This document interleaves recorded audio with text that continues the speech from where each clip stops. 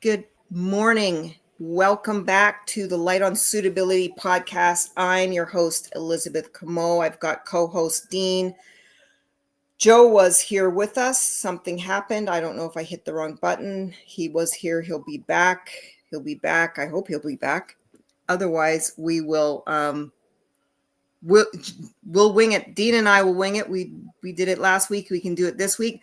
We're talking about Joe's book and 36 Strategies of Suitability. We decided to revisit the 36 Strategies of Suitability. Here's the author of the book, Joe. He came back. Thank God. And we're on strategy 2. Don't do what you did in the past and expect different results. Get educated. Last week we talked strategy 1, my favorite chapter. Oops, he's really having trouble. But Dean and I talked about that chapter. I love that chapter. Think free. And to be honest, it's a great chapter for any one of us for life. You okay, Joe? It's okay. We'll just keep bringing you back on. I keep getting knocked off. I don't know why. Stop pushing buttons, Joe. That's weird. Quit pushing the buttons. I don't know. He's like, I'm not touching nothing. I'm not touching nothing. I don't know why they're bumping you off. Okay. Let me make sure. Oh, yeah. Okay. Fingers crossed you're back on for good. Strategy 2, don't do what you did in the past and expect different results. Fingers crossed. Joe, I'm going to turn this over to you. I think we read the little quote at the beginning, and so it's kind of a hint as to what it's about. It's another Einstein quote. You led with 2 Einstein quotes, which was the definition of insanity.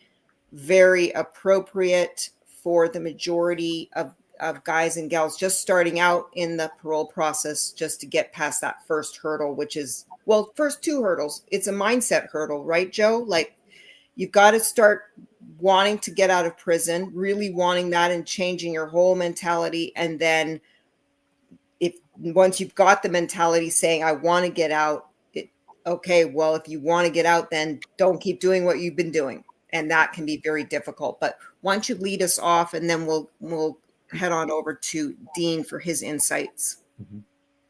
Sure. Well, yeah, don't do what you did in the past and expect different results. That's kind of a mantra, and it has to do with offender change.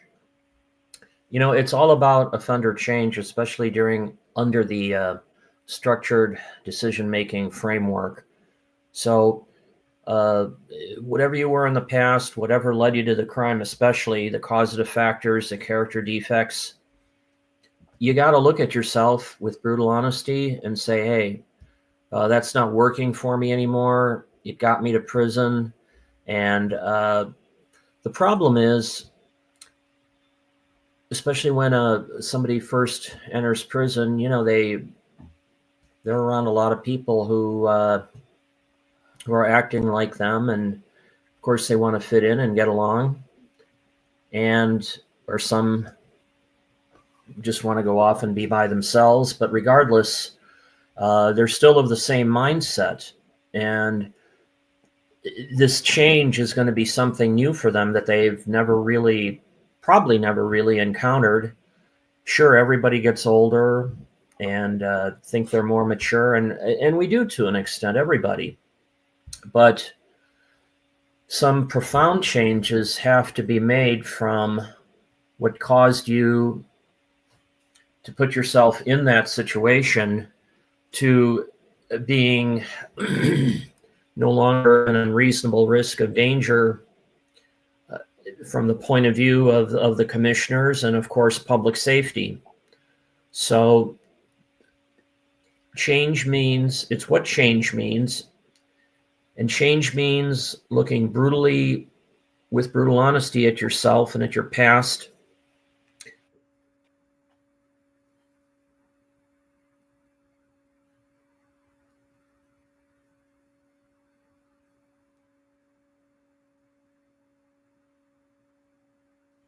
Looks like he dropped off. I don't know why that's happening, but it's okay. You were on a roll. Keep going.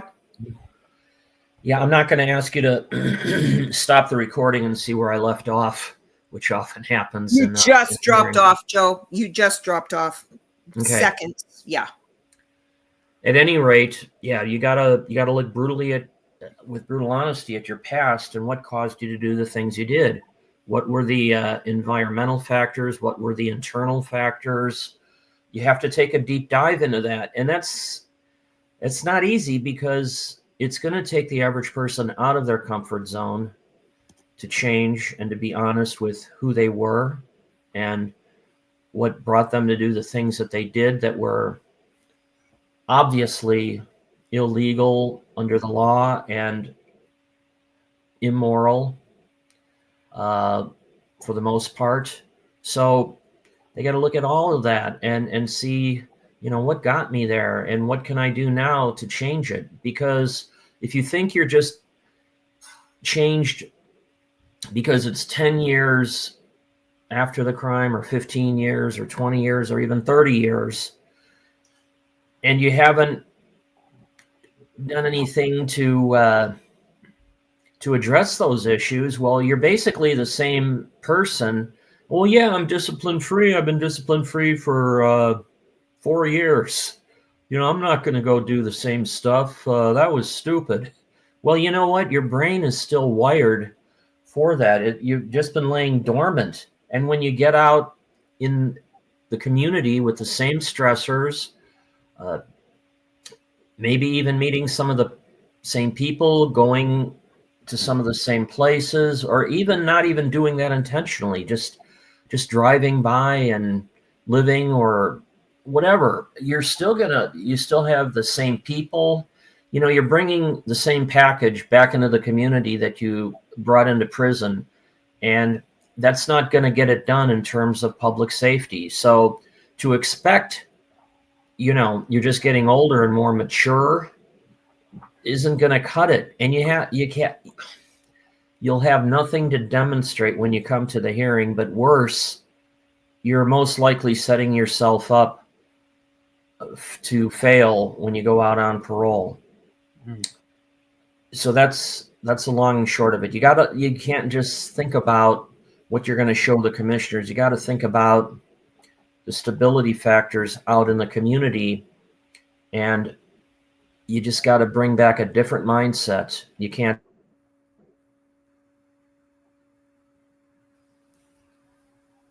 Poor Joe. He said bringing back a different mindset, and I think he was getting ready to wrap it up. So I'm thinking, well, here he's back again. So you were saying that, he's really struggling today. I don't know if something's with LA, because Is he in LA? well, he's in LA County. And if you have the same No, mindset, he's in San Bernardino County. Okay. Same mindset. Nope.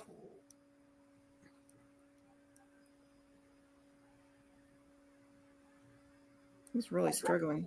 Okay. Here he's back. I don't know what's happening. It's okay. Maybe it's just unstable there in your county for some reason.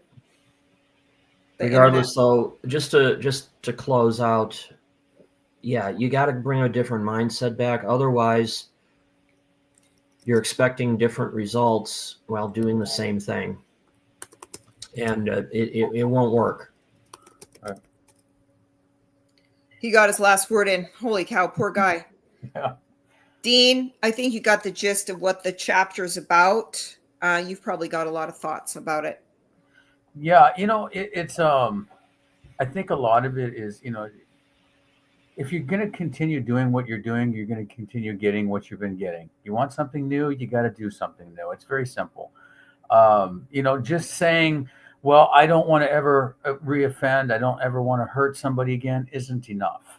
You've got to be able to show how it is that you're not going to do those things. You've got to show and demonstrate what it is how did you get to the point where you're at, and being able to talk about the things that you've worked on. One of the things that we teach guys is that practical application. It's no good to sit in a group and learn a bunch of different things and just it goes in one ear and out the other. You've got to apply what you're learning. If you don't use it, it's not going to work for you. I think that for a lot of guys who, Joe had mentioned when they first come in, you're around a certain set of a group of people and things like that. I think that for a lot of people, they're trying to figure out the system. They're trying to figure out the do's and the don'ts. They're trying to figure out who to associate with. And it's very important that you want to, surround yourself with people who are pro-social minded, who are, doing the right things, doing the right programs, being part of trying to go home, and that's who you want to surround yourself with. Start taking the group, start taking the programs. It's about personal transformation, it changing the person that you were, but also being able to identify who you were. And then over years, who you are now. And that's a question that we like to ask. When we work with the guys, we ask, who are you now? And the important thing is that you first off, focus on the question, because a lot of guys will say, well, I'm no longer impulsive. Okay, we didn't ask you that. We didn't ask you what you no longer are. We asked, who are you? I'm kind, I'm compassionate, I'm caring, I'm loving. That's we want to know who you are. So it's in being able to transform, to change from one person. It's like I look at even us. We're not the same people we were probably 10 years ago, 5 years ago. So people change. They do change. Where are you headed to? Are you changing in a direction that's pro-social, or are you following the negative element that exists in prison? So I think it's important to really focus on what it is your goals are. And so with a lot of guys, we do goal setting. And it's just the most important thing to them, the goal, especially for life-term prisoners, to go home. So what you're doing needs to pour into that. All the little stuff that goes on in prison, the little politics, the games they play, doesn't further you going home. It's not. It's insignificant. It gets in the way of you going home. So you've got to be able to walk away. Where one time maybe you didn't walk away. You got to do something different now. If you want to go home, you want to do something different. If you want something different, you got to do something different. So this is where you walk away. And then it's not always easy. It's not always comfortable. But here's the thing with comfort. Be comfortable in the discomfort, because discomfort is where growth lives. And once guys can take these things and they can accept them, and that's another thing we teach is acceptance over expectations, because when you start to accept situations and people for how and who they are rather than how and who you think they should be, life becomes a lot simpler. Guys will say, well, they should do this, they should know better. And that word should is indicative of an expectation. But let's just start accepting things and situations, because we can't change them. The only thing that we can control is ourselves. So let's start accepting things for the way they are, and then moving forward. And that helps to address change. That helps us to be comfortable and be able to make the changes we need to make. Especially when something is so important as going home. Yesterday at the workshop we were in, I was telling the guys about the stuff that goes on in prison, how insignificant it is once you get out. Because once you're out, you're looking back at that and you're going, how stupid is that? It was just, somebody owes me 3 soups, 60 cents. He hasn't paid me back, so I'm going to go fight him, because it's not about the soups, it's about the principle, the principle of the 60 cents and the soups. And I understand that in the prison environment, sometimes you may look weak and become a victim if you don't stand up for yourself. So do something different. Just either give a person soups and say, here, just take them and expect nothing back, or tell them you don't have them. You need to do something different in order to get yourself out of that situation. But it's just there's so many different scenarios that go on. But I think that the approach has to be for change. It has to be goal minded. The goal is to go home. The change needs to fit that, because what you've been doing is what got you here. It doesn't work. Your best thinking is what put you here. So if you want to go home, if you want to live a different life, it's about the change. Always really great insights. I love that acceptance over expectations, and acceptance is a big 12-step principle, as we know. It's a tough one. It's really tough. It's about the serenity prayer as well. Mhm. But Yeah. I think I'm always telling my clients now, find a 12-step program that really speaks to your heart and stick with it and really get involved with it. Really create a lifestyle around that, not just memorize steps. I'm talking really work the steps to move yourself toward a spiritual awakening. And I'm starting to realize that I think that people look at it like, I'll give an analogy that people might not understand, but when I was really interested in yoga, here's Joe back. Hope you weren't waiting long, Joe. I had my screen off. Oh, there's gone again. Poor Joe. It's not working. But I used to really want to get deep into yoga for a number of reasons. And perhaps I didn't have that's a whole other topic as to why. But anyway, I did. So that was my goal. Mhm. But it was like these 90-minute yoga routines, and I saw certain aspects of it that I'm like, oh, this is, I like certain aspects over others and whatever. But anyway, you had to start with, practicing this 90 minutes a day according to the gurus or whatever. And it really held me back. So instead of something about my mindset, and I don't know how I got off on this, but something about my mindset said, I don't have 90 minutes. And it was so black and white. The thinking was so black and white. And that's how I tend to be. I can be quite black and white, all or nothing. Mhm. And then one day I said, I do have 15 minutes. I had 90 minutes. Trust me. It's just our minds, our me, myself, and I, and the problem with addiction minds is like, oh, I don't have 90 minutes. That's going to take away from something else I want to do, which is weird because the yoga is really what I wanted to be doing. And it was taking away from this other thing. And I said, but I have 15 minutes. So before I did all these other things that I thought I really wanted to do, I did the 15 minutes of yoga, and then it's just 15 turned to 20, 15 turns to 30, 15 turns to 60.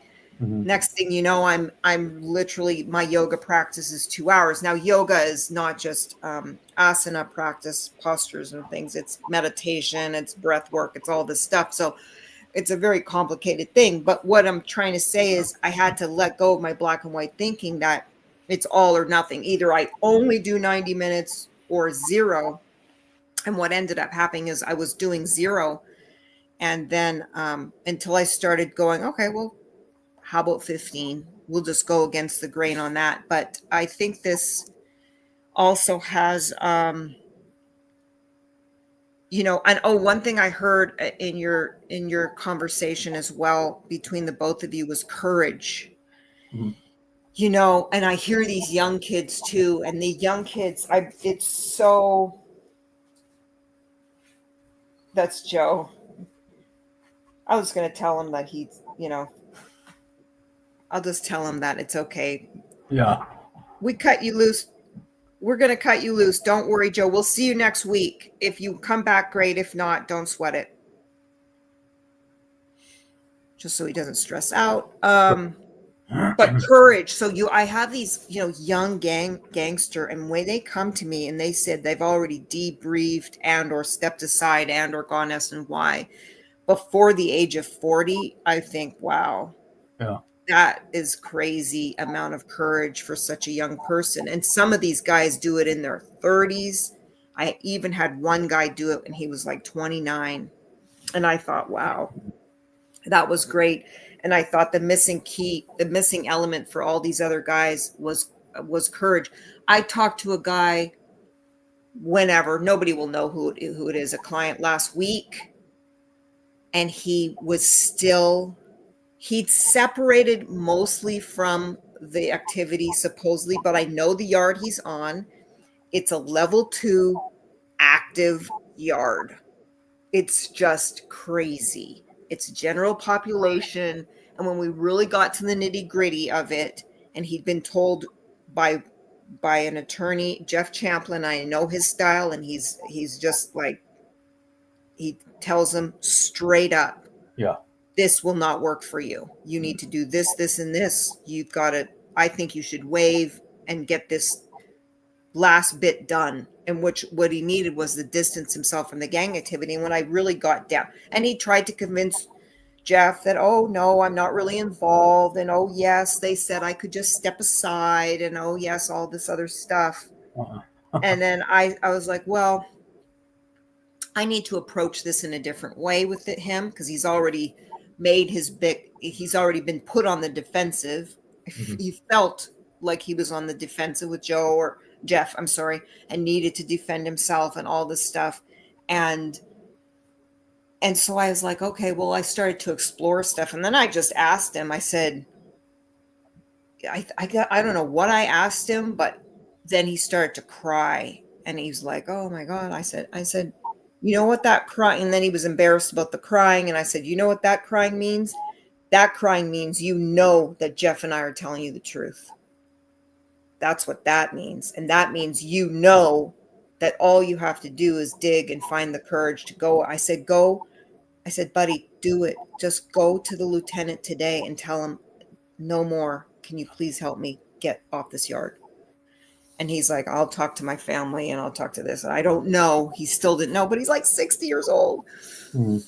And I'm like, buddy, he's like, yeah, but when they call the yard and they do the things, even though it's real on the down low, supposedly, he's still involved. So that's such a huge example of just continuing. He's got still one toe in, one toe out. So it's definitely a move in the right direction, but it's too connected. And I just said, when you're connected that closely to these serious gangs like Nuestra Familia, Mexican Mafia, or these higher ranking, like the serious gangs, Right.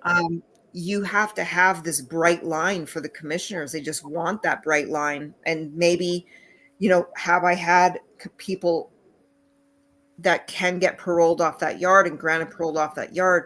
Yes, but it's really rare. It's kind of like, I called it a level 4 light, because you don't have the write-ups, I know, and you're not technically active as far as your gang goes, but you're still passively going along to get along with gang politics. And so it's such a powerful thing what Joe has put in this chapter. Actually, these first two things lead up to, it's all mindset, right? It's just you've got to identify this mindset and go, okay, I want to stop. And what is that? That's steps 1, 2, and 3. Mm-hmm. What do Yeah. you going to say something? Yeah. It's a process for each person. Every person is different. Every person I work with, they have a certain process that they have to go through. There's stages in the process. Some guys are in denial. Some guys make excuses. Some guys, well, it's hard to quit the gang. Well, what are you doing to make it easy? Are you still associating with these guys? Well, yeah. Are you still flying your colors? Well, yeah. Okay, so what are you doing? And so you have to do something different to get something different. If you're doing the same thing, you're stuck in it. But it's a process, and some guys might be in denial. And when you said what opened this up to me was when you said one toe in, one out. They're kind of dangling. He's not quite where he needs to be.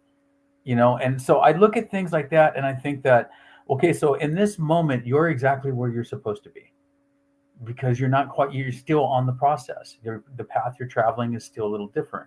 Some guys will go through self-help programming, some guys education, college, Vogues, they'll do all their different things and their personal change. And that's all great, but a big part of it is them inside. Can they admit to what they do? Are they still in denial? Can they just call it whatever it is and own it, take responsibility and talk about it? And it's a process getting to that point to be able to do that. So I think everybody's on their own path. Everybody takes different, amounts of time to get there. Some guys might take 30 years. Some guys, they went in their 20s and they're in their 60s now, and they're still trying to figure it out. And that's okay, because that's their path, and that's what it's taken them to get where they're trying, they want to go. And eventually, hopefully one day, they're going to say, you know what, enough's enough. I want to go home. and they're going to start making the decisions that they need to make in order to go home, get out of the gangs. And that's what I was saying earlier, is all that stuff is so insignificant. It's ridiculous. I sit back and I look at it and I laugh.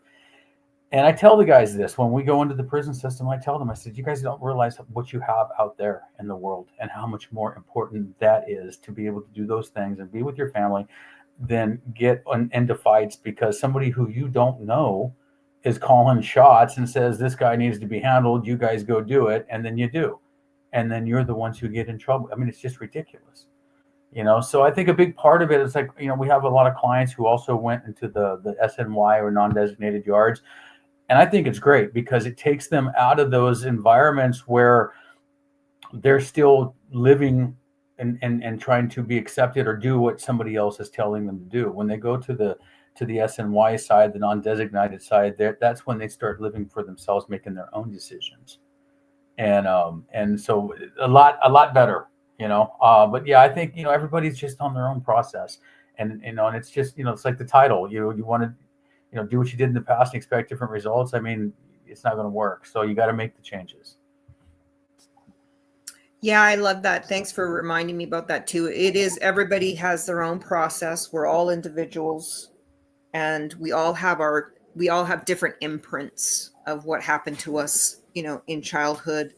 And I don't know how many Leave It to Beaver families there are out there, probably less than 25%. I'm probably being generous, where people really had healthy upbringings with no adverse events, like none. Because, and I think the ACEs, just to get off on a tangent, but I think the ACEs falls way short of what actually happens to us in childhood.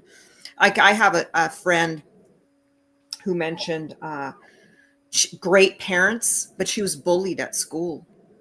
And so, she did have a place to come home to, but her parents, were powerless to, at the time, you're stuck in that school system, which is garbage as well. And, so that was an adverse event for her. And there's a lot of things in the ACEs test that I noticed, just,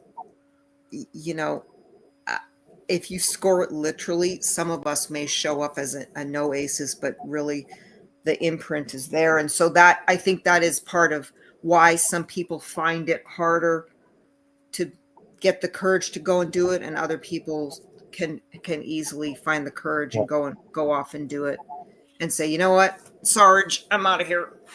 Get me out of here.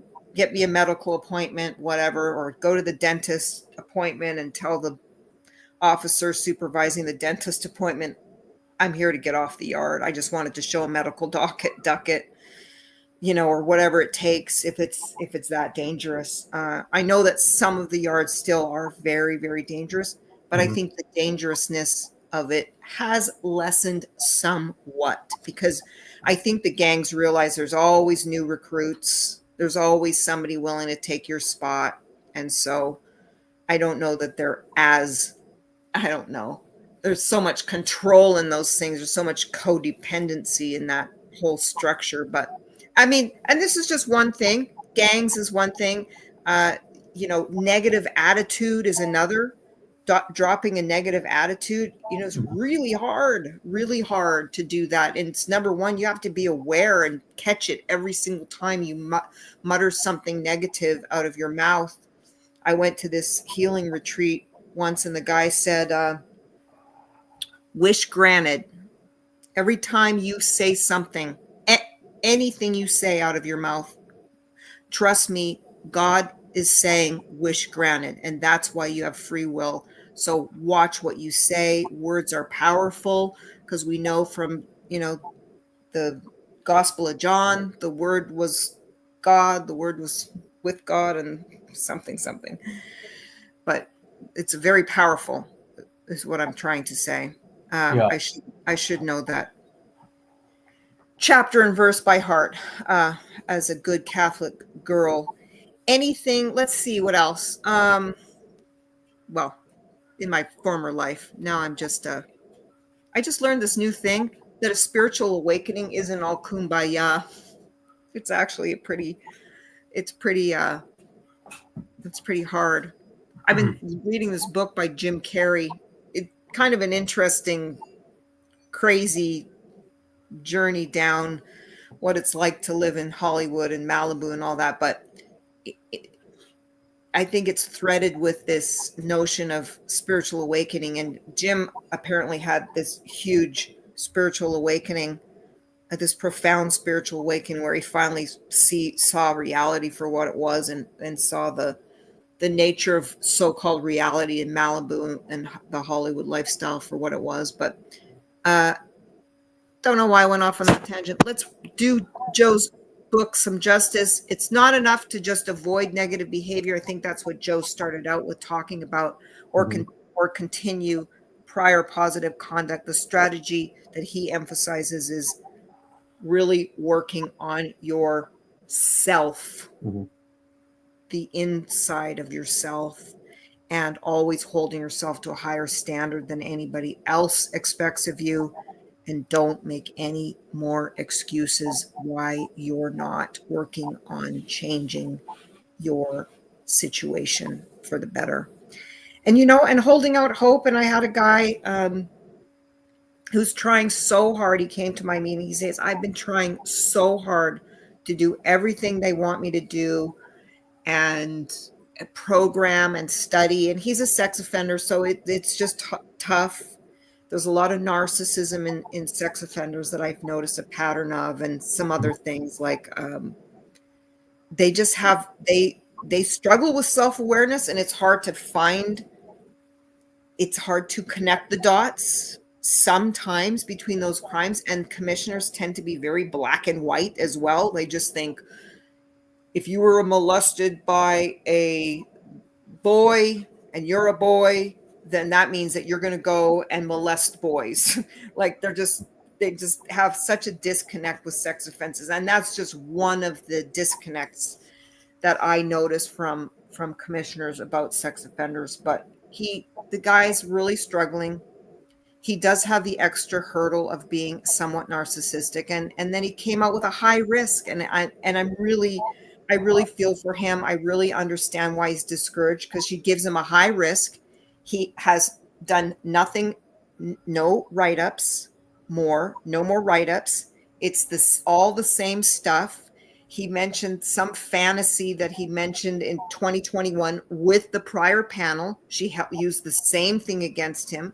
Then he admitted to doing something else. He admitted to a relapse type of behavior, which I won't mention on the show because I can't use the word on YouTube, but he mentioned that sort of thing as a relapse in response to a trigger.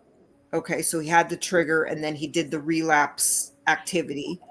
And you can fill in the blanks as to what it is. Right. And then, so she dinged him on that for his honesty and gave him a high risk. I'm like, I don't know, maybe, but he's really trying. And so I just had to tell him, like, our ways are not God's ways. And I'm not sure why this is happening, but please don't go back to your victimhood and go, oh, well, it doesn't work. Nothing even if I do the right things, it doesn't work. I just said, you just have to sometimes do the right thing because it's the right thing to do. And that's something that I think Joe mentions in his book as well. That's really interesting. A couple of things that you said. First off, you said he has a lot of write-ups, 115s. No, he had no write-ups since the last one, or since before the last high risk one. Like no write-ups, of course, because he's a sex offender, but nevertheless. Right. I mean, yeah. Well, that's expected. As far as the commissioners are concerned, they are supposed to be the demographic exactly written up the lowest, because I make up that it's they don't want to be ousted, they don't want to be seen, so they obey the rules. They stay out of trouble, so that way they're not in the limelight. But the narcissism, I've had a number of clients who are narcissistic.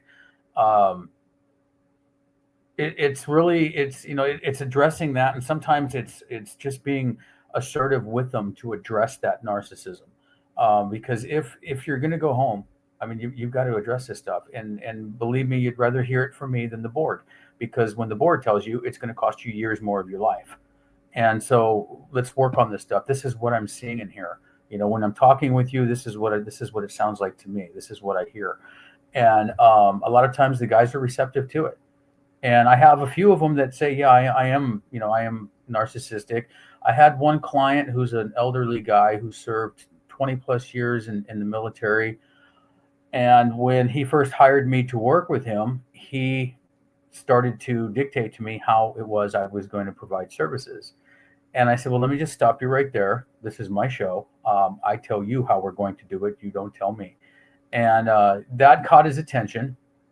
And from that point forward, it's like one thing that we needed to clearly work on was his control issues, which he was adamant he did not have, until he sat back and he really started taking a look at himself. And this is where he started doing something different. All his life he was used to being in control. He was high ranking in the military, authoritarian. So now it's giving up that control because I wouldn't allow it. So it's like, if you're going to work with me and you're paying me, listen to me. So he decided to start doing that, and then giving up the control. And it was very challenging for him. And it's not that he's given it up completely, but he's done, he's enough to where he's allowed himself to see that he actually had control issues.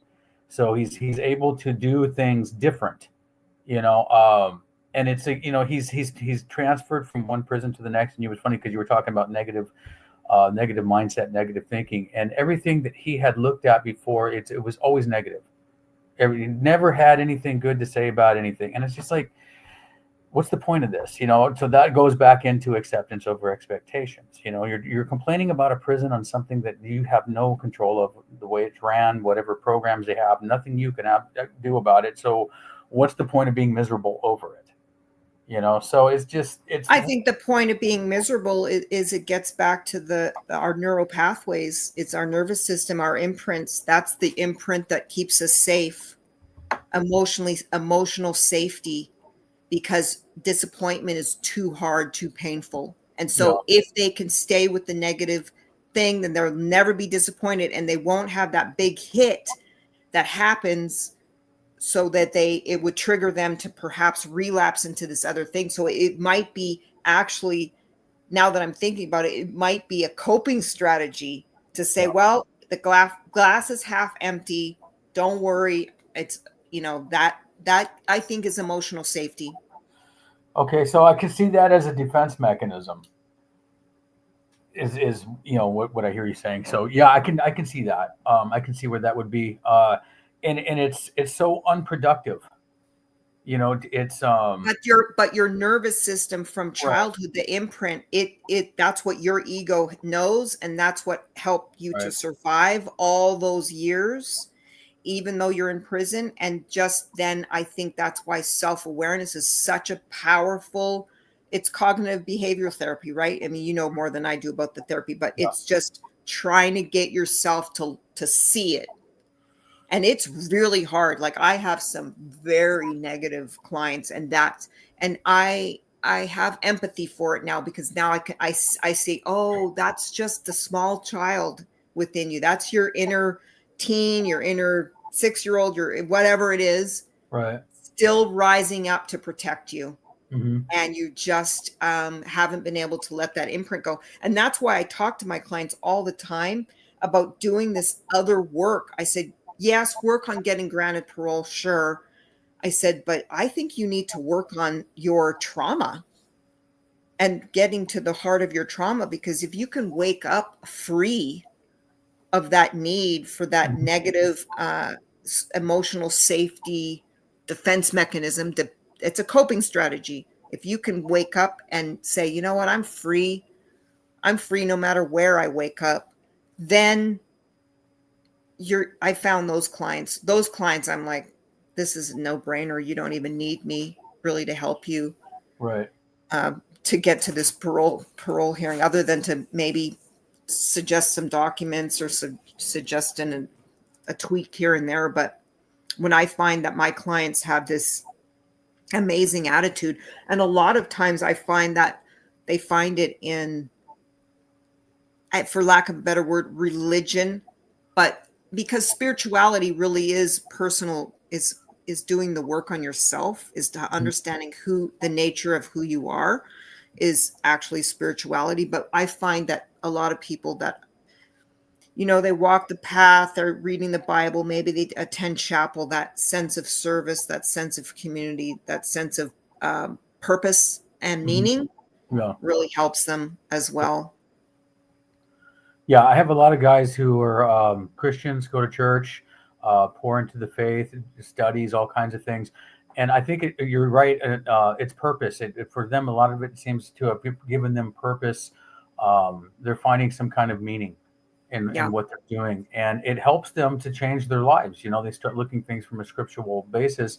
And that's what they're working on. And even a lot of the 12-step programs were faith-based. AA when we first created was a faith-based program.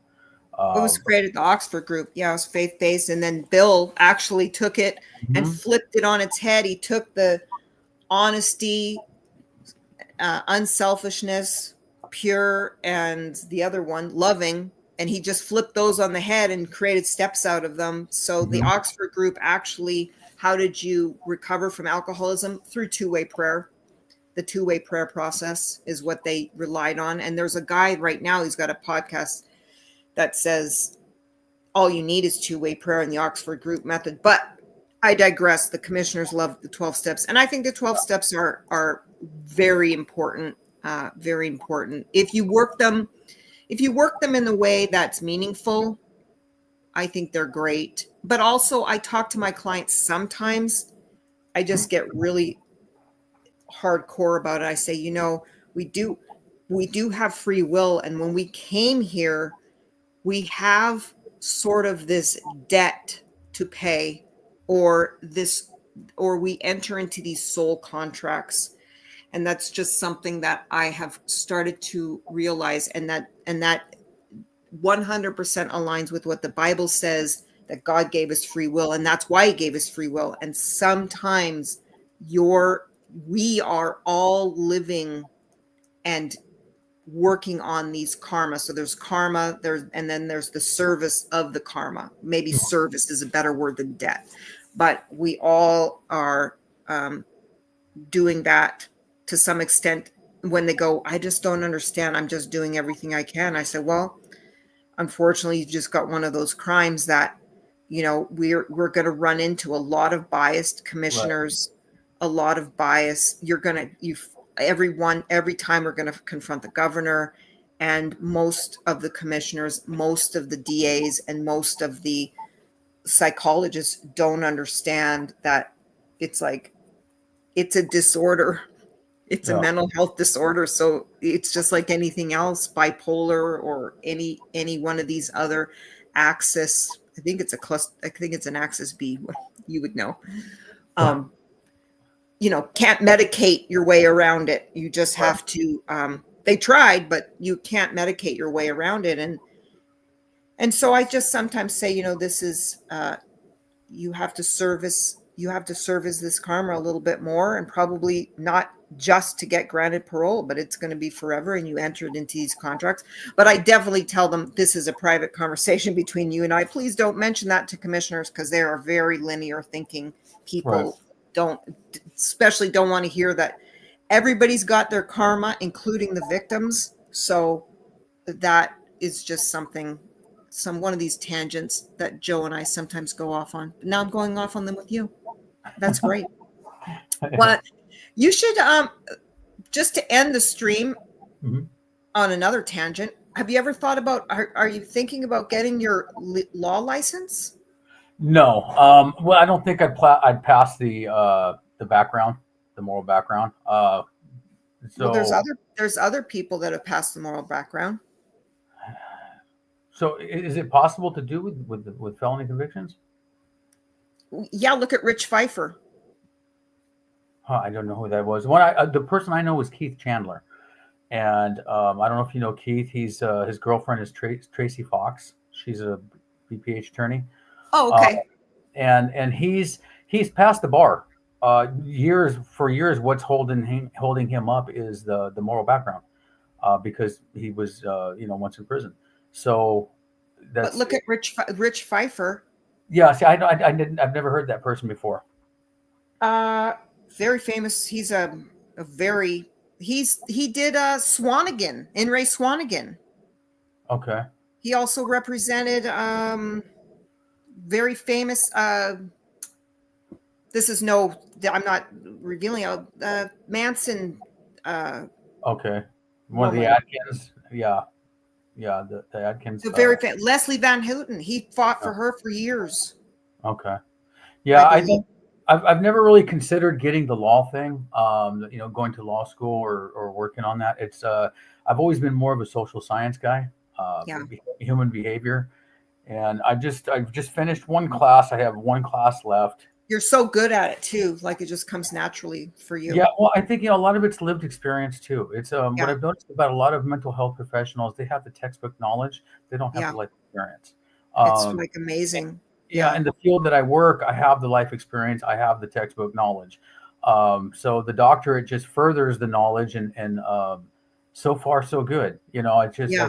I think that once you have the two, the life experience and the education, you can't beat that.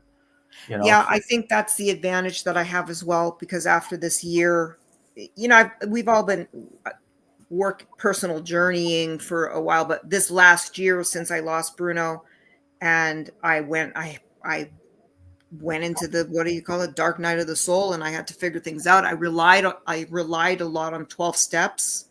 mhm. I relied on a lot on spiritual growth, reading about everything because everything sort of was exposed by him dying. It was just a catalyst to, I think that God really said, you're living in a very complacent way, a very non-spiritual complacent way. I think I had become very complacent. It was just very I don't know, it was not a very rich, it was rich, but it was just all surfacey, superficial stuff.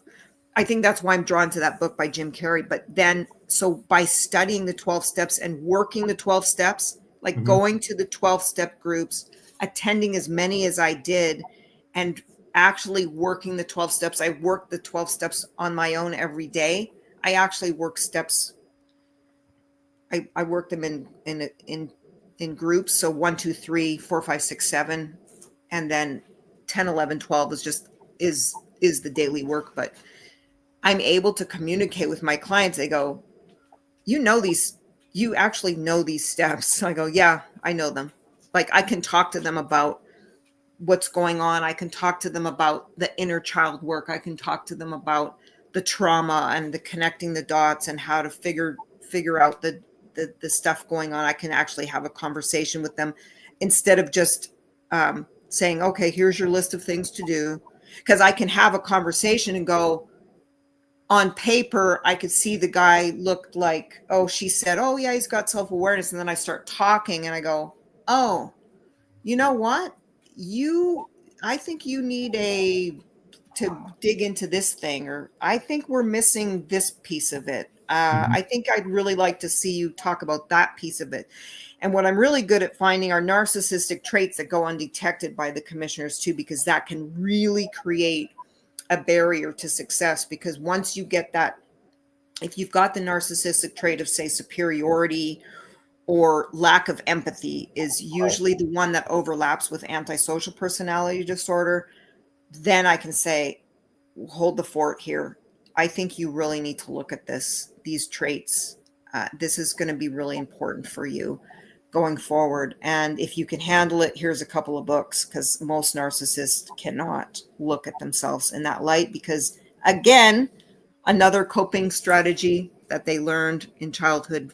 I think we all pick one, right? Mhm. Narcissism, codependency, borderline, which is codependency on steroids, and then I don't know, histrionic personality disorder is.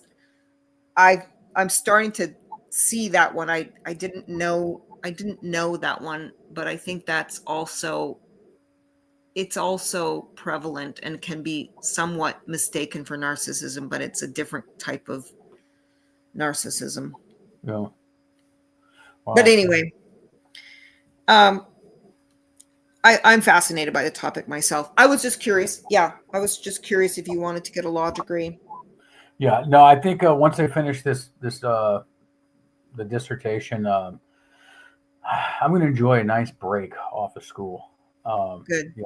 So yeah, it's definitely well earned time off. Yeah. What I'm doing now, the work I'm doing now is very challenging.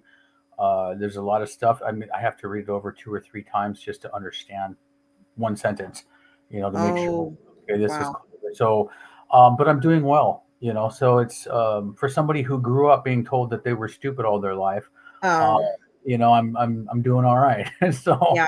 I'm happy with it. Yeah, no, I got you there. I got you there. Um, myself as well. Uh, So, in one fashion or another, as you're well aware of the different parenting styles there are, but they all amount to the same thing: fear and shame. yeah. Fear and shame. It was so great to see you. Say You hello too. to your lovely wife. I I will will. definitely hit pause on the videos for the puppies so they don't look like just sausages like slinking around. Like, but Yeah. their little eyes just open or starting to open, so Okay. they should be walking soon. And then, oh my God, they're cute. But yeah, totally, uh, totally get it. It's a big commitment, and Mhm. as you guys know already. But sometimes we feel like, oh, the dog needs a companion.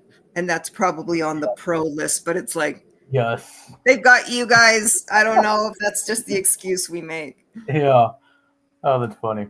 I know. Well, that's how I ended up with 4 dogs. And then, oh, that guy needs a companion. Oh, that Yeah, guy needs a girlfriend. Oh, blah, blah, blah. that's Silly funny. stuff. All right. Enjoy your week. I'll talk to you soon. Yes. Okay. And I'll get back to you on the Millet thing. And we'll talk soon. Okay. Okay. Bye. All right. Bye bye.